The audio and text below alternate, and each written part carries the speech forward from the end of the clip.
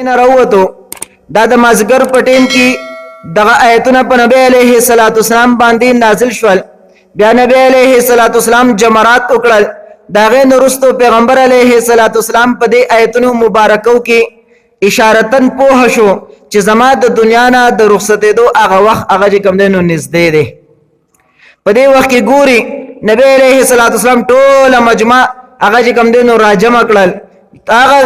گلشن کم چې نبی علیه الصلاۃ والسلام په خپل 23 ساله ژوندۍ کې تیار کړو هغه ټول گلشن د نبی علیه الصلاۃ والسلام مخ ته دی. پیغمبر علیه الصلاۃ والسلام اوس د هغوی نه رخصتېدو والره لګي ورځې چې کم دینو پاتې نه. تاسو وایي چې کله مالی خپل باغ تیار کی او بیا دغه مالی دغه باغ نه چرته کیږي وای دغه چې کم دینو صح حالات بوي. باغ هم هغه چې کم دینو پوښ شوی دی، میوه هم باغی کې راغلی ده.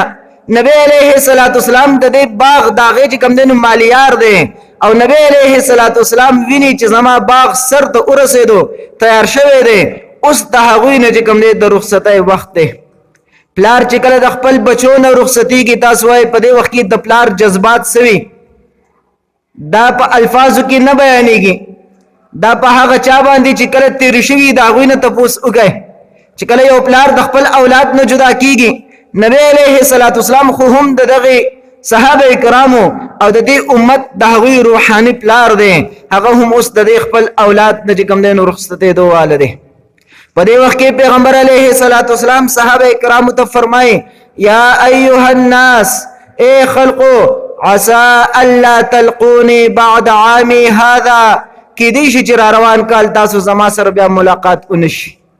کې دې چې دا زما او تاسو هغه کوم دینو اخرنۍ ملاقات ده. شاید د دین وروسته بیا بل ملاقات ونشي. دا هغه اخرنۍ زیارت ده. تاسو ما وینئ زه تاسو ویرما کې دې چې بیا په بل کال باندې زمون هغه کوم دینو ملاقات نه کیږي. بیا کې دې چې مونږ د دنیا نه رخصت شوي یو ډېر دا چې کوم دینو هغه جذباتي الفاظ دي دا چې کوم دینو ډایرکټ په زړه باندې گزار کوي. دا د زړه نه د الفاظ روزي خلق د دې درد دا چې کوم دینو په الفاظو کې نشي بیانولې. په دې وخت کې نبی علیه الصلوۃ والسلام په کم درد او په کم لهجه سره به دا الفاظ د خپل خلی مبارک نه راوستلې وي او صحابه کرامو په کم انداز باندې په کم سخت لهجه کې او په کم هغه پریشانای والا او د غم په حالت کې به دا الفاظ اوریدلې وي. څنګه به برداشت کړي وي چې د دوانو جهانو سردار دا زمونږ نه رخصتېدو والا دی او هغه مونږ ته اعلان کوي عسى الله تلقوني بعد عامي هذا چې دین وروسته به ملاقات نه کیږي. ابو بکر صدیق رضی الله تعالی عنہ هغه هم د نبی علیه الصلاۃ والسلام سره دی. ابو بکر صدیق رضی الله تعالی عنہ هغه هم هغه کوم دی پریشانه. نور صحابه کرام هم پریشانه. داغه نورستو بیا مینس کې نور تفصیلی واقعات هغه پریدم. بیا نبی علیه الصلاۃ والسلام په 9 تاریخ باندې چې کومه خطبه بیان کړې و په 10 تاریخ باندې بیا هغه خطبه بیان کړل لیکن یو اضافه پکې وکړل یو جمله پکې زیاته کړل. هغه جمله دا و الا فليبلغ الشاهد الغائب فليبلغ الشاهد الغائب فليبلغ الشاهد الغائب. اے حاضرین او غائبین ته دا دین تاسو ورسوي. بیا مینس کې نور واقعات دي. بیا په 11 تاریخ باندې نبی علیہ الصلوۃ والسلام بیا هغه کوم دینو خطبه بیانه. آیتونه نازل شوې دي اذا جاء نصر الله والفتح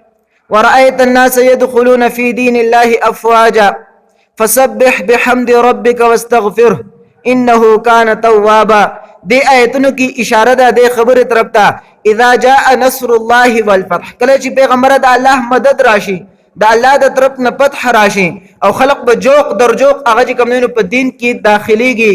اسلام کې بار را داخليږي. دي کې د نبی عليه الصلاه والسلام د دنیا نه د رخصتېدو اشاره وا. پیغمبر علیه الصلاۃ والسلام باندې چې کله دا آیتونه را نازل شول جبرئیل امین ته وی جبرئیل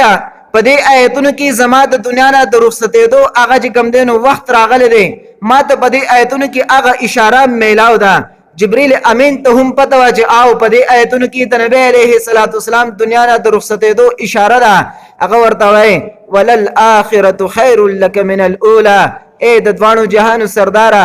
آخرت ستاسو لپاره د دنیا نه غوره دی. بیا پیغمبر علیه الصلاۃ والسلام په 11 تاریخ باندې صحابه کرام را جمع کړي دي. بیا یو هغه خطبه بیان کړل لیکن په دې کې داسې الفاظ وویل تمام صحابه کرام را جمع کړي دي دا هغه خطبه ده مخکې با چې کله پیغمبر علیه الصلاۃ والسلام خطبه بیانوله نو د نبی علیه السلام سره به دویم کسب مکبر هغه به د نبی علیه الصلاۃ والسلام هغه الفاظ چې کوم به نبی علیه السلام ویل مخکې به خلق ته بیانول د سپیکر هغه کار به هغه صحابي ادا کوو دا هغه وخت دی دا هغه جذبات دي د تقریبا د عرفات دا یو لوی میدان دی 4 میل اوږد هغه چې کوم دی میدان په هغه کې پیغمبر علیه الصلاۃ والسلام خطبه بیانای او هغه आवाज داسې आवाज دی دا د زړه نه راوته دا د زړه هغه جذبات وو په دې وخت کې نبی علیه الصلاۃ والسلام आवाज دومره تیز شو چې پیغمبر علیه الصلاۃ والسلام ته د مکبر ضرورت پیښ نشو هغه تمام صحابه کرام چې د هغه میدان په کنارو باندې ناس وو هغه زیت د نبی علیه الصلاۃ والسلام आवाज رسیږي خیمو کې زنانو ته هم د نبی علیه الصلاۃ والسلام आवाज رسیږي تمام صحابه کرام د نبی علیه السلام आवाज داسې اوريږي چې دغه خوا کې چې کوم دینو هغه आवाज کیږي نبی علیه السلام تمام صحابه کرام ته فرمایي الا هل بلغت اے زما صحابه کرامو مال خبر راکای اي ما تاسو ته د الله پیغام را ورسو کنا الا هل بلغت د الله پیغام می تاسو ته در ورسو کنا تمام صحابه کرامو په یک आवाज سره आवाज ورکو جواب کی وای بلغت الرساله د الله رسول صلی الله علیه وسلم تا پیغام را ورسو وادیت الامانه تا امانت ادا کو ونسخت الامه تا امت ته گمراهینا هدایت طرف ته کوم دینو راواړو تمام صحابه کرامو گواہی ورکړه چې د الله رسول صلی الله علیه وسلم کم پیغام د بارا تراغله هغه پیغام تا په صحیح طریقې سره ادا کو بیا نبی علیه الصلاۃ والسلام اسمان ته کوته اوچتای او صحابه کرام ته کوته نسی بیا نبی علیه الصلاۃ والسلام وای اللهم اشهد اللهم اشهد اللهم اشهد اے الله ته گواه اوسه اے الله ته گواه اوسه اے الله ته گواه اوسه زما د صحابه کرام گواہی ورکړي زما صحابه کرام وای چې کم پیغام د بار تاسو را لګلم هغه پیغام ما دوی ته ورسو بیا پیغمبر علیه الصلاۃ والسلام هغه چې کم دینو هغه شپه هم الته تیریږي 13 تاریخ هغه هم الته کې تیر شو بیا نبی علیه الصلاۃ والسلام اخرنه طوافونه وکړل بیا په 14 تاریخ باندې نبی علیه الصلاۃ والسلام د مکه مکرمه نه واپسی کړی دا 14 تاریخ باندې پیغمبر علیه الصلاۃ والسلام واپسی وکړل تقریبا 8 ورځې پس نبی علیه الصلاۃ والسلام مدینه منوره ته ورسېدو دا د نبی علیه الصلاۃ والسلام هغه اخرنه حج او حجۃ الوداع ورته ویل کیږي دیزه کوم بیا سورز نبی علیه الصلاۃ والسلام ژوند او سورز په منځ کې واقعیات شته غو باسم صرف بعض خبرې مختصرا کوم د خپل خبره ختمومه یو پر نبی علیه الصلاۃ والسلام خپل خادم او غلام ته را پاسا نبی علیه الصلاۃ والسلام د شپې اگر پاسه وایي چې زما ته حکم شوی دی چې د بقی والو د بار دعاګانو غواړه پیغمبر علیه الصلاۃ والسلام راغی او د جنت البقیع هغه کې کم دفن صحابه کرام او کم قبرونو نبی اسلام راغی د تمام صحابه کرامو د هغه د پاره دعاګانې وغوښتلې کله چې دعاګانې وغوښتلې ته هغه زنه نبی اسلام را واپس شو پیغمبر اسلام باندې بیماری راغله بس نبی اسلام سینه مبارک هم هغه کم دین درد تب ورته هم راغله په سر کې هم درد پیغمبر علیه الصلاۃ والسلام بیمار شو د ټول اول چې نبی علیه الصلاۃ والسلام ته د خپل مرګ پته ولګیدله حکم کې چې اشارات وو نو یو دا سورته مبارکه چې اذا جاء نصر الله والفتح چې بدی کې اشاره وا نبی علیه الصلاۃ والسلام ته د دنیا د رخصتې دو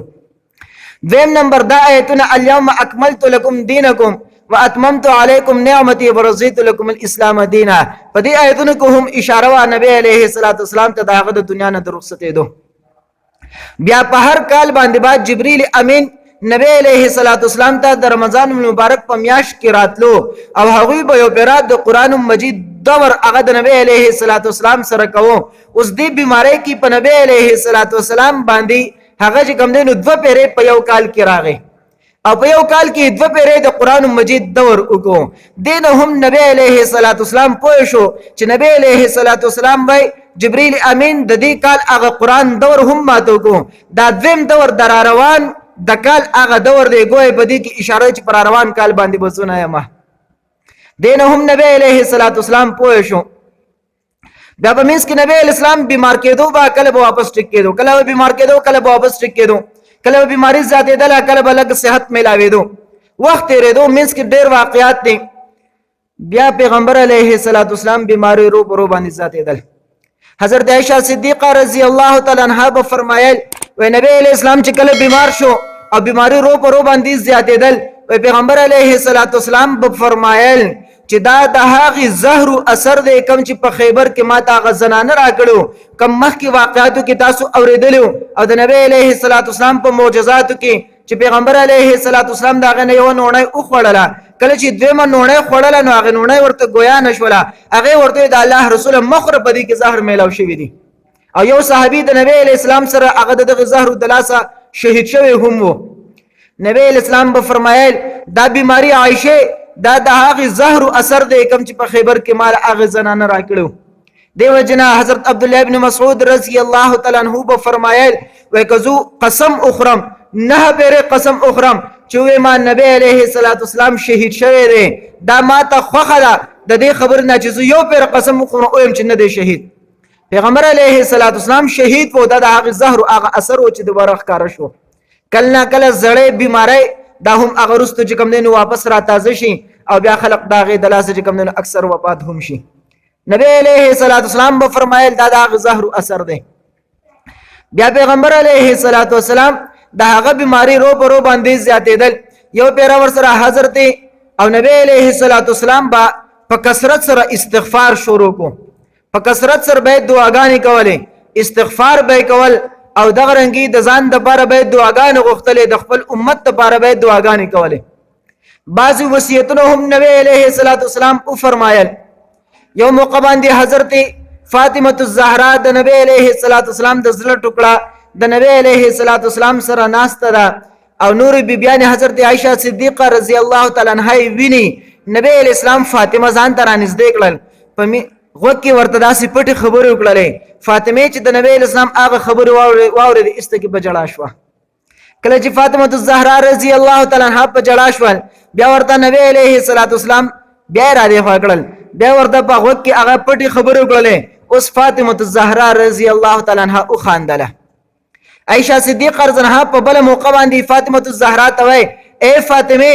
اخر سو جواب پیغمبر علی السلام په ټول خلقو کې تاسو سره پټي خبرې وکړې او تاسو سره چې کله په اول ځل پټي خبرې وکړلې تا چې کوم دینو او جړاله بیا چې در سره په دویم ځل باندې پټي خبرې وکړلې تا او خاندل دا په اول ځل درته سووي چې دا غي د وجنه تا جړل او په دویم ځل درته سووي چې دا غي وجنه تا او خاندل. فاطمه الزهرا وای دا د نبی اسلام راز دی دغه بجوندانه چاته نه وي وی نه وي. بیا کله چې نبی اسلام وفات شو دا غي نسو مدپس عائشہ صدیقہ رضی الله عنها خدا خبره یاد وا بیا فاطمه الزهرا راو غختلا او فاطمه الزهرا ته اے فاطمه تا باندې زما یو قرض پاتې دی تا ته پته شته مستانه مخ کې او تبوس کړو تا وی دا د نبی علیه الصلاۃ والسلام راز دی دغه په ژوندانه چاته نه بیانوم. اوس خو نبی علیه السلام دنیا نه رخصت شوی دی هغه وایا کنه په اول ځل درته نبی علیه الصلاۃ والسلام سویلو او په دویم ځل درته نبی اسلام سوی. فاطمه الزهرا وای کله چې اول ځل نبی علیه الصلاۃ والسلام ماته هغه پټي خبرې وکړلې ماته وې چې فاطمه ماته پته لګېدل لازمه د مرګ وخت هغه چې کوم دی رانږدې دی زستاسو نه جدا کېدو والے ما چې د نبی اسلام دا خبره واوردل چې نبی علیه الصلاۃ والسلام زما بابا جان به زمانه جدا کیږي وای داغه د جدای دا خبره ما نشو برداشت کولې په دې باندې ما اوجړله. بیا وای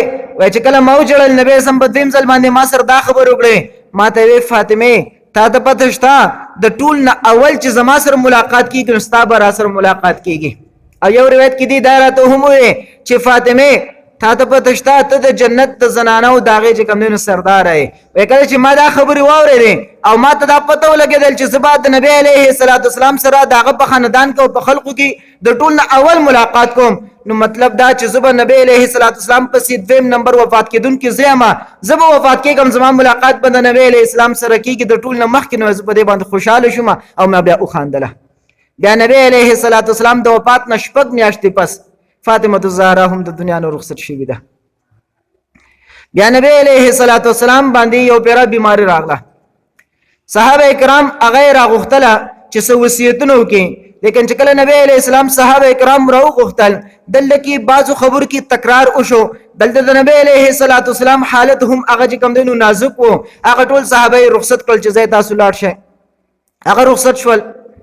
بیا څه وخت پس باندې بیا هغه کم دی نبی علیہ السلام ته لګ ډېر سکون میلاو شو نبی اسلام کی چې ترسو پوری طاقت وو نو جماعت ته به کې راتلو. بیا څه وخت داسې راغی چې نبی علیه الصلاۃ والسلام د وجود نه هغه طاقت مبارک هم ختم شو. بیا به ابوبکر صدیق رضی الله تعالی عنہ هغه چې کم دینو مانځه ته مخکې کو پیغمبر علیه الصلاۃ والسلام خپل حجره مبارکي کو. یو وخت نبی علیہ السلام تمام صحابه کرام ته د حجره مبارکي نصر راخاره کو یو خطبه او مختصرا غوندګي پاغي کې د ابوبکر صدیق رضی الله تعالی عنہ د احسانات هم ذکر کو او بیا دا و د جمعات طرف ته چې د کوم صحابه کرامو دروازې دي ټول دروازې دي بند شي صرف د ابوبکر صدیق رضی الله تعالی عنہ دروازه داسې ده چې هغه د نه بنديږي هغه دروازه به وي. پدې کې یو قسمه د ابوبکر صدیق رضی الله تعالی عنہ خلافت طرف ته هم اشاره وا چې کله امام جمعه ته راځي نو پلندو باندې بعد خپل کور نه راوځي نو هغه به کوم دنو دلته کې جمیل ځان را رسي نو د ابوبکر صدیق رضی الله تعالی عنہ دروازه به وي داغه نه علاوه بل چا دروازه هغه د جمعه طرف ته نه ټولي بند کوي. بیا پیغمبر علیه الصلاۃ والسلام به ابوبکر صدیق رضی الله تعالی عنہ ته حکم کو هغه براتلو منځونه به ورکول ته نبی اسلام په ځای باندې. یو وخت کې پیغمبر علیه الصلاۃ والسلام چې کوم هغه اخرنی بالکل اخرنی منځ کړی دی وخت مختصر دی بس بالکل اخرنی خبرې ذکر کوم مینس کې ډېر تفصيلات ته خو بس د وخت د وجه نه باسو. بیا چې کله نبی علیه الصلاۃ والسلام ته ودا چې لغوند کی طاقت میلاو شو د ماسپخین ټیم دی د ماسپخین منځ نبی علیه الصلاۃ والسلام د دوه صحابه کرامو په وګو باندې لاسونه اچولي د واغوي د ځان په سر راکاګ او راويستو ابوبکر صدیق رضی الله تعالی عنہ منځته مخکې شوی دی. کله چې محسوس کړل چې د دوانو جهانو سردار نبی پاک صلی الله علیه وسلم هغه راغی ابوبکر صدیق نو شاته کېدو نبی سم اشاره وکړه چې په خپل ځای باندې ودرېد مکانک. بیا نبی اسلام راغی د ابوبکر صدیق رضی الله تعالی عنہ داغه نه چې کوم دی نو د یو طرف ته ودرېدو هغه خې طرف ته راغی او بیا نبی علیه الصلاۃ والسلام روایت کرازی ابوبکر صدیق رضی الله تعالی عنہ چې کم زی پوری منځ ویلو داغه نه مخکې نبی اسلام شروع کو مخکې نبی اسلام منځ شروع کو او بیا چې کله به نبی اسلام تکبیرات ویل هغه تکبیرات با نبی اسلام ناس ته ابوبکر صدیق رضی الله تعالی عنہ د مکبر په حیثیت باندې نور مجمع والا تبع هغه تکبیرات ویل او په دې سره د نبی علیه الصلاۃ والسلام د اخرنی منځ دی د جمع سره چې د دین وروسته بیا نبی علیه السلام حالت بالکل نازک شو او بیا جمعه ته دوباره چې کوم تشریف نه دی راوړی هغه منځ او شو دغه وروسته بیا پیغمبر علیه الصلاۃ والسلام په خپل حجره کې وو بیماری براتل او نبی علیه السلام با د خپل بیبيانو په کورونو باندې تاویدو اخر دا چې یو کما اخرنی هفته وا دی کې نبی علیہ السلام د تمامو بیبیانو نه اجازت واغستو او کستاسو خوخي د اخرنی ورځ د حضرت عائشہ صدیقہ رضی الله تعالی عنها په کور کې کوم دینو تیری کم ټول بیبیانو اجازت ورکو او تاسو ال دې دا تیری کوي هغه د باقي ورځ د عائشہ صدیقہ رضی الله عنها په حجره کې وا او د غرنګي عائشہ صدیقہ او نور بیبیانو براتله او هغه ول خدمت کو الته چونکه تقسیم او ګرځیدل نبی سم ته ګران وو بیمار وو. یو ورځ چې په کوم ورځ باندې نبی علیه الصلاۃ والسلام هغه د دنیا نه رخصتیږي صحابه کرام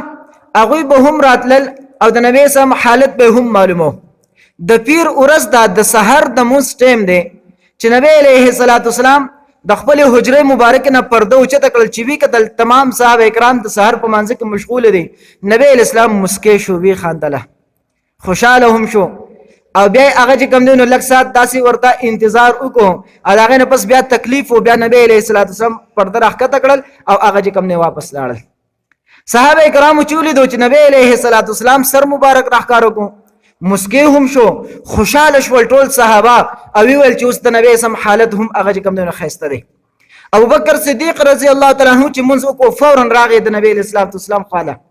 حجره مبارک ده عائشہ صدیقہ رضی الله تعالی عنها دا غي کور تراغه چونګه هغه خپل لور وا کله چې راغه د نبی اسلام سره هغه کوم دنو خبره اترو شوې بیا د نبی سم نه اجازه غوښتو د دوانو جان سردارا معلومی کې داسې چې تاسو حالت لګ بهترین شوی دی افاقه راغلی دا وای کستاسو اجازت وي زما هغه بیبي کوم چې د مدینه منوره نه دویم نمبر بیبي وا چې هغه لګ بهر اوسېږي زلاشم د هغوی لږ کوم دنو ال دکی دا غي سر ملاقات کوم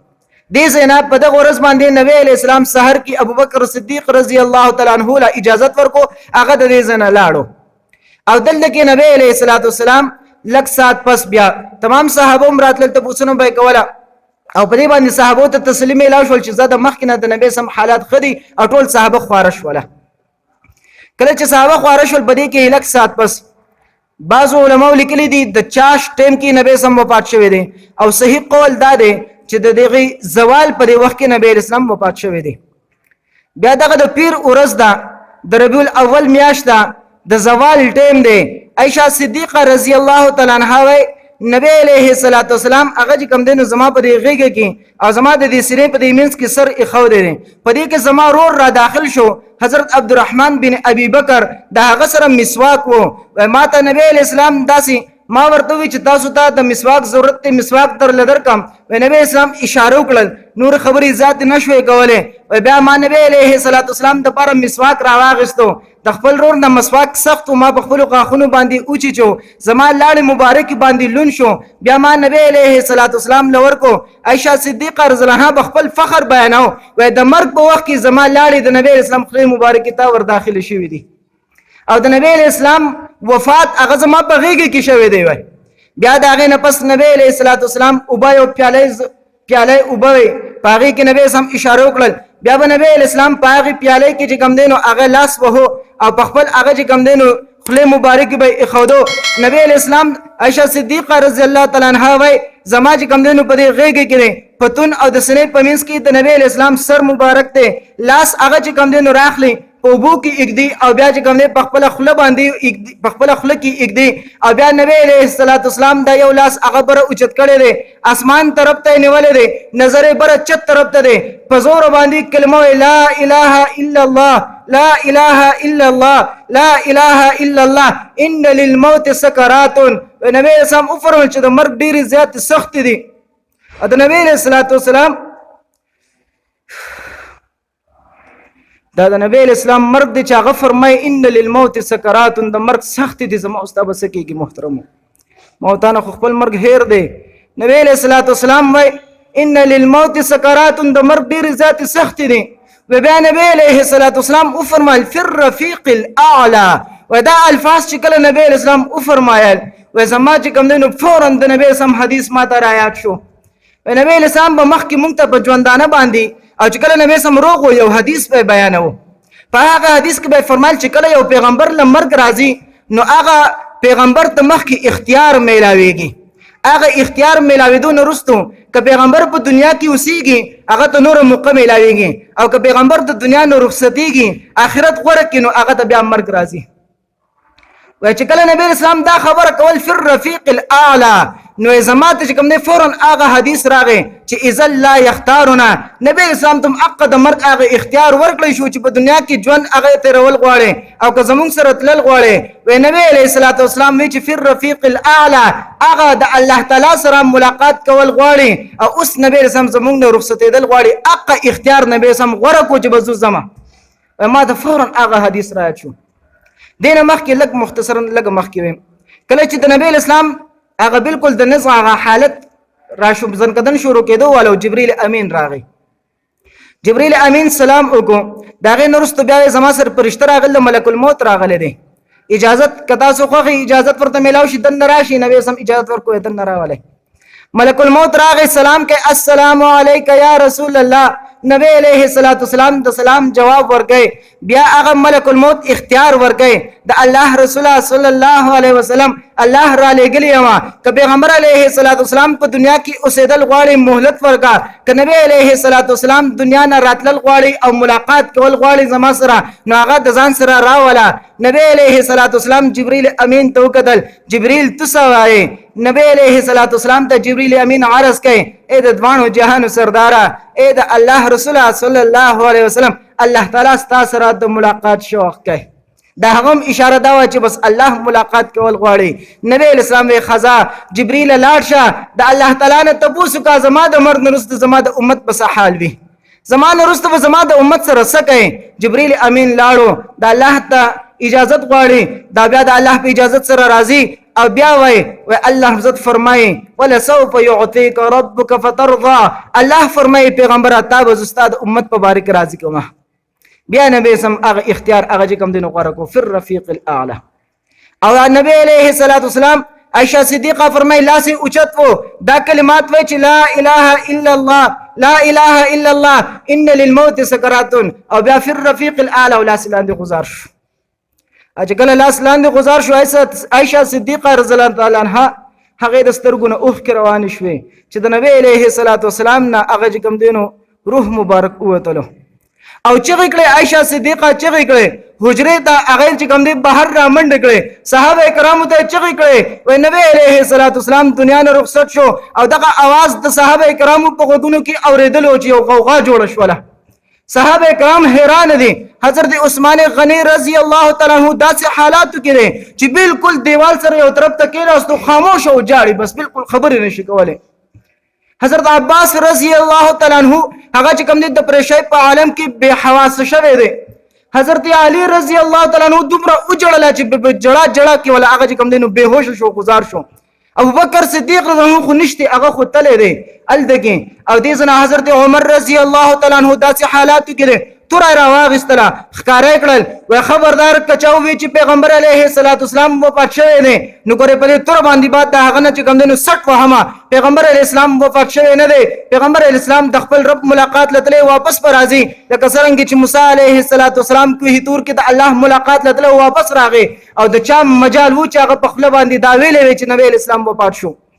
او داسې صحابه په یو داسې حالات کې دي د نبی اسلام بیبیانې هغه چې کوم دنو الدګي کور کې حجر کې راجم شوی. ابو بکر صدیق نو ته ال خبر ورسېدو چې د دوانو جهانو سردار هغه کوم د دنیا نه رخصت شو. دا هغه زین راغې خپل سورلی بهر وتړله ډېر د غم په حالت کې سرخ کته کړی دی نیغ د حضرت عائشہ صدیقہ رضی الله عنها حجره ته ورغې چې کله حجره ته ورغې د نبی اسلام تمامي بیبیانې د نبی اسلام نه غیر چاپیره دي او عائشہ صدیقہ رضی الله عنها چې د لور و داغه نه علاوه تمامو بیبیانو هغه پرده وکړه مخونه یې پټ کړل. نبی علیه الصلاۃ والسلام ته هغه چې کوم دی بستر خور شوی ده د پاسه پی صدر رضی الله تعالی عنہ چې کله راغی کنه چغې کړې وا محمد وا محمد وا محمد وا نبیه وا نبیه وا نبیه وا خلیله وا خلیله وا خلیله یا وا صفیه وا صفیه وا صفیه چغواله اے محمد چرته لاړې اے زما دوستا اے زما خلیله اے د الله نبی چرته لاړې. بیا راغې د نبی علیه الصلاۃ والسلام مخ مبارک نه کفن والا صادر اوچت کو تندی مبارک باندې خپل کو بیا خطبه ورته وی چې الله تعالی تا چې کوم ژوندۍ درکړه خسته ژوندۍ دې تیر کړل ستا مرګ هم خسته او بیا ورته فرمایل د مرګ د سخت به الله په تابان دوباره چې کوم دین نه راولي. بیا فورا بهر وروته تمام صحابه کرام ډیر حیران دي ډیر پریشان دي دا خبر است کې ختمو. بیا صحابه کرام هغه نبی علیه ابو بکر صدیق ټول راجم کړل او خطبه ورته وکړه. په خطبه کې وای تمام صحابه ودرول وای پتا سو کې چې چا هغه د الله تعالی عبادت کو الله ژوند دی او چا چې د محمد صلی الله علیه وسلم هغه عبادت کو هغه وفات شو. د صحابه کرامو د هغه چې کوم دینو بیا ټول خاموشي د ابو بکر صدیق خطبه اوري بیا ابو بکر صدیق هغه آیتونه فرمایل په کې چې د نبی علیه الصلاۃ والسلام ته هم د مرګ هغه چې کوم دی پیغام و چې یا رب مرګ به ورس پتام راضي انک میت و انهم میتون وما جعلنا لبشر من قبلك الخلد افإن مات محمد ما كان محمد وما محمد الا رسول قد خلت من قبله الرسل افإن مات او قتل انقلبتم على اعقابكم. پیغمبر سم د الله یو رسول دی څنګه چې مخکینی رسولان دنیا نه رخصت شوی دي به هم هغه کوم د دنیا نه رخصت دي. او بیا خطبه تفصیلی وګړه خطبه د بخاری شریف نقل کړي را تاغه نرستو د خبرو د صحابه کرامو هوش کار شروع کو. بیا تفصیلی واقعات دغه نرستو بیا د نبی سم د کفن د پیر پورز باندې نبی سم دنیا نه رخصت شوی دی. تاریخ سره مشهور قول خداوام په خپل باندې 12 ربیع الاول دی د پیر ورځ او ربیع الاول میاشت دا اتفاقی ده لیکن 12 ربیع الاول دا د عوامو په جواب باندې مشهور دی. صحیح قول چا 8 لیکل دی چې 8 ربیع الاول چا 9 لیکل چا 1 لیکل چا 2 لیکل صحیح قول تقریبا هغه 8 ربیع الاول والدی. او بیا دا غي نرستو نبی سم وفات شو. بیا دا غي چې کله د کفن دفن تنظیم دا غي بس کیږي نو دا غي د لپاره سوچ کېدو چې آی نبی اسلام نه کپڑے وباسو غسل ورکو کنه اچانک په ټول صحابه کرام باندې یو غنودګي غوندي کراغله. بیا ټول داسې سکته پر اغلل بیا غیبی مدد غوند راغی غیبی आवाज وشو چې د پیغمبر نه کپڑے مو باسه په داسې حالت کې ولاغه کوم دی غسل ورکه بیا علی رضی الله تعالی عنہ عباس رضی الله تعالی عنہ د عباس دو زامنو دوی نبی علیہ السلام له غسل ورکو علی رضی الله عنہ په غسل ورکو عباس رضی الله په وباړه وله او داغه وو بچو هغه اړو راړو غسل نرستو درې کپړو کې نبی اسلام ته کفن ورکړل شو د کفن نرستو بیا د په سبا باندې بیا نبی علیه الصلاۃ والسلام سبا هم هغه کې د کفن د بن تنظیم سبا شو بیا د بوت پورز باندې د نبی اسلام هغه چې کوم دینو هغه جنازه پوښوله جنازه داسې شو چې نبی علیه الصلاۃ والسلام د هغه اول دیب کې اختلاف راغی چې یار کوم ځای به دفن کو چاوي یو ځای ته وړو چاوي بل ځای ته وړو ابوبکر صدیق رضی الله عنه ما د نبی سم حدیث اوریدل چې پیغمبر اسلام یو نبی ته په کم ځای کوم وایو مرګ راشي اق ځای به د پیغمبر هغه قبر دفن کیږي ا کم ځای کې چې نبی سم له مرګ راغلو هغه ځای نه بستر او چته شول قبر یې وکنستو بیا خوا کې د قبر سره نبی اسلام کې خودو بیا ابوبکر صدیق ته صحابه وی چې منځ بسنګ کو کیږي بکنه صحیح قول مطابق د ابوبکر صدیق او منځ به کیږي جنازه او صحیح جنازه سم چې په عام مړو باندې کیږي د راجح قول مطابق د جمهور د قول مطابق په دغه شان جنازه شي وي او بعض حضرات چې جنازه پیدا نه دي شو صرف درود سلام او دغه رنګ دعاګانې شوې دي خو ترتیب دا چې د جمع منځ پنه دی شوی بلکې لګ لګ کسان براتل هغه به جمع کو هغه به منځ کو دعاګانې به کولې او دا غزن بوتل لګ لګ او اخر دا د پیر د بوت پورز باندې نبی علیه الصلاۃ والسلام هغه بیا قبر ته اوسپارل شو د ځن نبی علیه الصلاۃ والسلام هغه دنیا نه رخصت شوی دی محترم وخت هغه زمون پوره شوی دی خبره پس ما مخکې کول خو بهر صورت وخت مو پوره شوی دی دا د نبی علیه الصلاۃ والسلام هغه سیرت ډیر اوږد سیرت همغه مختصرا سو جمعو کې بیان کو اوس مو تعالی سکول پکار دی مو تعالی دغه مرګ له تیاری کول دی په کوم لار چې زمو ستا پیغمبر تللی دی او هغه پیغمبر چې د مرګ په وخت کې هغه ان للموت سکرات په دغه لار زمو ستا هم مرتل دی دا غي د لپاره تیاری دی تیاری وکاو کنه د مرګ لپاره کله به وکول د مرګ کله راشي او کنه د مرګ نه مخکې مرګ نه مخکې به تیاری کو کنه او مرګ کله راځي